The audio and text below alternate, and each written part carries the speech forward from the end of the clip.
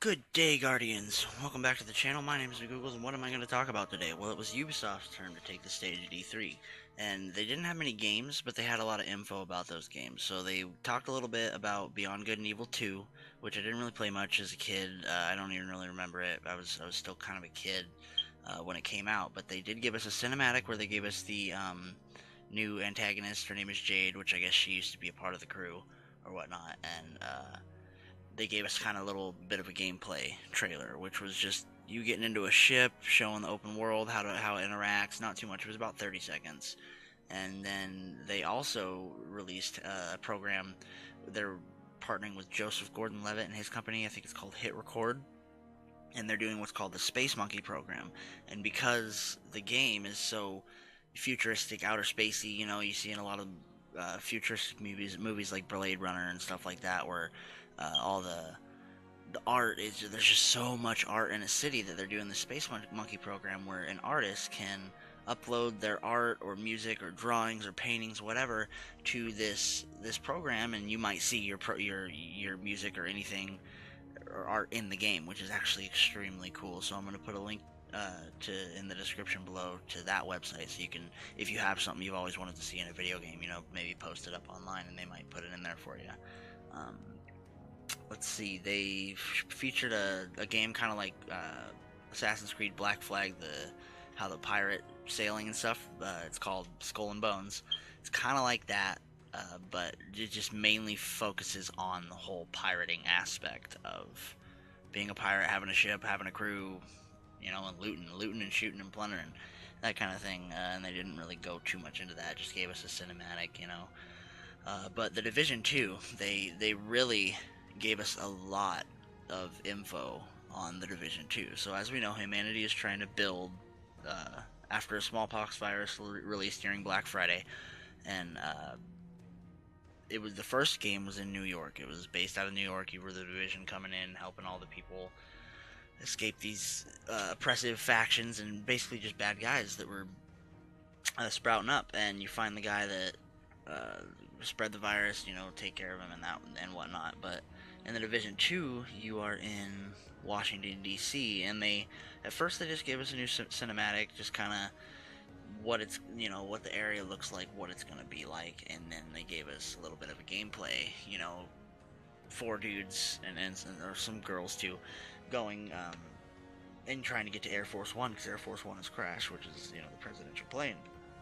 And there's basically a faction called the True Sons in Washington D.C. that has taken over, and they're basically killing anybody that doesn't obey them and follow their rules. And the reason that it's so important to get in there and take back Washington D.C. is because that's where the Division HQ is. This is where your headquarters is. So really, it's do or die. If you don't do this, then the country's going to be ran by tyrants. The country's going to be completely overtaken. So it's 7 months after the New York incident. So America's having a hard time holding it together. So what they're doing is you play through the campaign, and they don't want you to just kind of play through the campaign and then, alright, see you later, I've had my fun. They're having it where when you end the campaign, you can choose to progress 3 different classes. Now, you're not stuck to the class, you don't have to stay to the class, and once I choose a sharpshooter or a ranger or whatever they're called, because I can't remember what they're named, they didn't really give us too much info on that. But there's sharpshooter, ranger, and something else.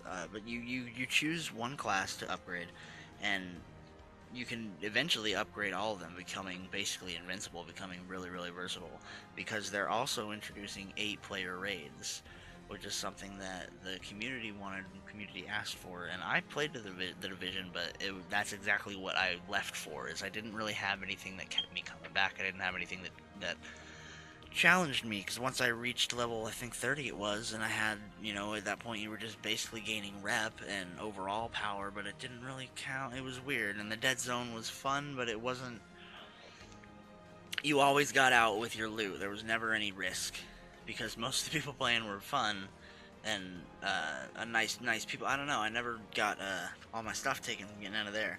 And another big thing that they iterated on was they are releasing 3 DLCs throughout this year and they are all free. If you you buy the game, all the DLCs are free, and they're going to be supporting the game for years to come. So who knows? There might be year 2, 3, 4, 5, 6. You never know. The Division 2 might get go into the Division 3. It probably will. So the Division 2, I should say, releases March 15th, 2019, and the beta they haven't really announced when they'll be releasing that, but you can sign up for at Ubisoft. So go get over there, and I'll put a link in the description for that too. So get over there and sign up for the beta. For Honor, they released that they're doing a new DLC called Marching Fire, and all they really did was show the cinematic trailer, and then they're introducing 4 new fighters. With basically, so they're just introducing a new faction. It's a new faction with 4 new fighters, and it kind of looks like a Hindu Indian style faction, monk. It was weird. It looked cool though. So 4 new fighters, a brand new faction, and a 4v4 siege mode called Breach. So they didn't really show too much gameplay about it, but I'm guessing it's kind of like push and pull. We took this zone. Oh no, get over to there. They're gonna get us, and then if you eventually overtake them in so many ways, you win. That kind of thing. So that looked pretty cool. That looked pretty fun. They showed a little bit of the crew too, not too much. Just gave us a release date and showed us what it plays like. A few people in the area in the world playing together. And even then, it was still kind of a cinematic trailer, and then it just cut to certain gameplay, But that releases June 29th, and the beta starts June 21st, so you can also sign up for that. And then Assassin's Creed Odyssey. They really kind of showed us a lot of gameplay, but they didn't give us too much story info, didn't really give us too much. They just kind of teased you with opening the menu and the videos and the gameplay they showed, and then showing that in some of the conversation there was a heart next to one of the choices, so you have relationship choices along with choices in conversations, which is pretty cool. So it's set in 431 BCE, and you are the grandson or granddaughter, so you can choose between a male or a female protagonist, sorry.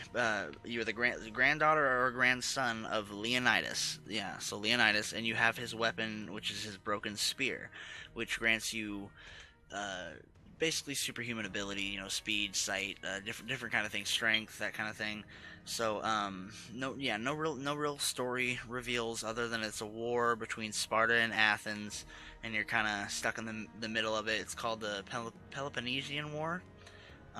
And they kind of changed up their storytelling. So yeah, you have choices in your responses to what NPCs ask you, while they're, through your conversations. So you can choose, oh, I don't like that, or yes, I want to lie to you, that kind of thing. It's pretty cool, like the conversation wheel. And again, relationships. That's another thing I noticed, which I don't think Assassin's Creed's ever really had a relationship choice, other than it leads to that in the story if you play through it, So the armor is For Honor-like, and I guess Assassin's Creed Origins, kind of the same, where you have different armor slots. They have different level, power level base, power levels, I should say. 125, 127. They keep bumping up. The fighting system is pretty much Origins fighting system, pretty much, but it kind of looks like For Honor in the executions. Like when executes, it zooms in and follows you. It's weird. I like it. I like the way it looks.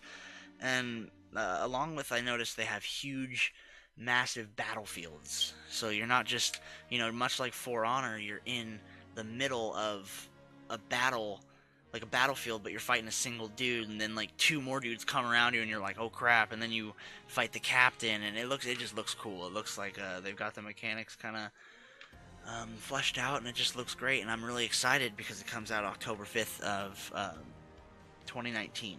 So we will be waiting a while, but I feel like that'll give them a lot more time to polish everything, because in the end it does look like just another Assassin's Creed the way it plays out.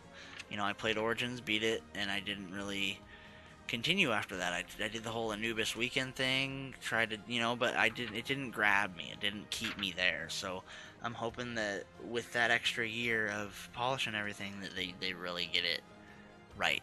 So, uh, yeah, that's all really Ubisoft had to offer. That's all they really had to talk about.